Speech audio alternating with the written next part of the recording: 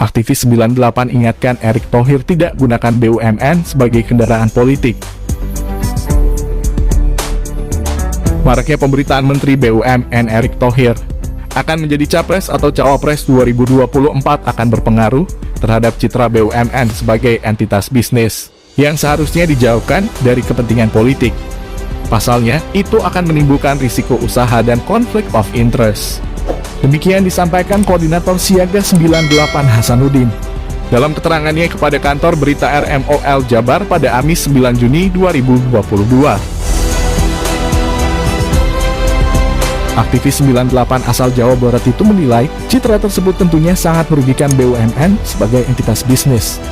Sebab politisasi BUMN akan berdampak pada daya saing dan potensi penyalahgunaan barang milik negara yang dikuasai BUMN. Sehingga tujuan BUMN berpotensi beralih dari mengejar keuntungan dan pelayanan bagi kesejahteraan masyarakat menjadi sarana mengejar target politik. Ini berbahaya. Kami memandang langkah Presiden Jokowi menunjuk Menteri BUMN yang berasal dari kalangan profesional dan dunia usaha sudah tepat. Sebagai bentuk penyesuaian manajemen dan operasionalisasi BUMN sebagai entitas bisnis secara profesional. Namun hal ini malah berkebalikan dan sangat mengkhawatirkan, paparnya.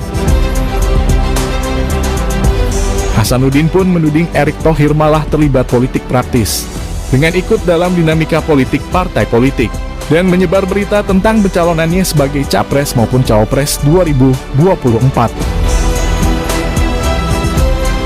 Beberapa kasus pemberitaan pencalonan Erick Thohir di media massa sudah bukan rahasia umum lagi, termasuk soal persepsi sosialisasi menggunakan berbagai sarana yang ada di BUMN yang tak terkait dengan aktivitas bisnis, serta pertemuan-pertemuan politik secara khusus dengan berbagai partai politik.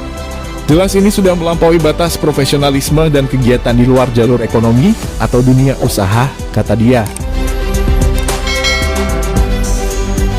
Erick Thohir sudah tidak lagi mengelola BUMN secara entitas bisnis, namun seperti pemerintahan, di mana ia menjadi kepala pemerintahan di BUMN. Ini yang menurut Hasanuddin berbahaya. Sebab negara tidak boleh berbisnis, karena itulah dibentuk BUMN agar dapat menjalankan fungsi profesional sebagai entitas bisnis. Risiko terbesar dari entitas bisnis BUMN adalah masuknya kepentingan politik. Dan risiko terlarang ini diduga sudah diutak-atik oleh anak buah Jokowi itu. Kami berharap Presiden Jokowi dan DPR mengontrol kembali Kementerian BUMN dan mengembalikan pada tujuan semulanya sebagai kendaraan perekonomian nasional dan bukan kendaraan politik, pungkas Hasanuddin.